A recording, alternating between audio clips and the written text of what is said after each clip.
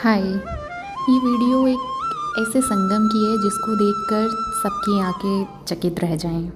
देवप्रयाग, जहाँ अलकनंदा और भागीरथी का संगम होता है। एक वहाँ जाकर एक ऐसा दृश्य देखने को मिलता है जो शायद असल ज़िंदगी में भी बहुत सिमिलर ही होता है। एक ऐसी नदी जो बिल्कुल शांत भाव के साथ बह रही है और एक ऐसी जो बहुत अग्रेसिव होकर इतनी तेज़ी से बह रही है। एक का पानी मटमैला और दूसरे का पानी बिल्कुल नीला, और दोनों मिलकर गंगा बन जाती हैं। शायद रिश्ते भी कुछ ऐसे ही होते हैं ना।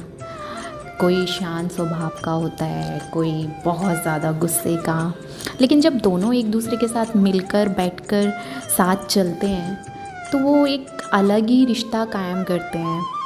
मैं जब यहाँ इस जगह गई, वैसे तो ये एक धार्मिक स्थल है, लेकिन रियल मायने में अगर आप वहाँ जाकर उसकी खूबसूरती को समझें, महसूस करें, तो असल ज़िंदगी में इसका बहुत बड़ा प्रभाव पड़ता है।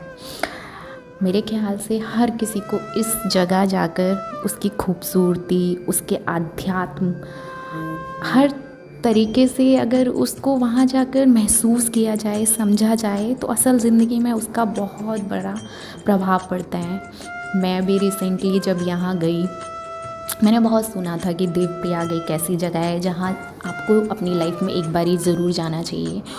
और मैं वहाँ गई तो मेरी खुद की आँखें उस दृश्य को देखकर एकदम हक्का बक्का रह गई कि कैसे दो नदियाँ जो बिल्कुल ही एक दूसरे से अपोजिट हैं, और वो जब एक साथ मिलती हैं, जहाँ उनका संगम होता है, और फिर वो वहाँ से एक नदी बनाती हैं जो एक दूसरे का अपना खुद का अस्तित्व भूलकर एक नई और एक दूसरे के साथ मिलकर, एक दूसरे के साथ भी नहीं, एक होकर आगे बहती हैं, जिसे हम गंगा कहते हैं। और ये जब मैंने देखा ना, और मैंने असल ज़िंदगी में भी महसूस किया कि रिश्ते भी तो ऐसे ही होते हैं ना। कोई बहुत शांत स्वभाव का होता है और दूसरा बहुत गुस्से वाला होता है, लेकिन जब वो दोनों एक जगह आकर मिलते हैं और फिर वो सोचते हैं कि अब हमें साथ चलना है, तो वो रिश्ता खुद में एक बन जाता है, वो दो नहीं रहते।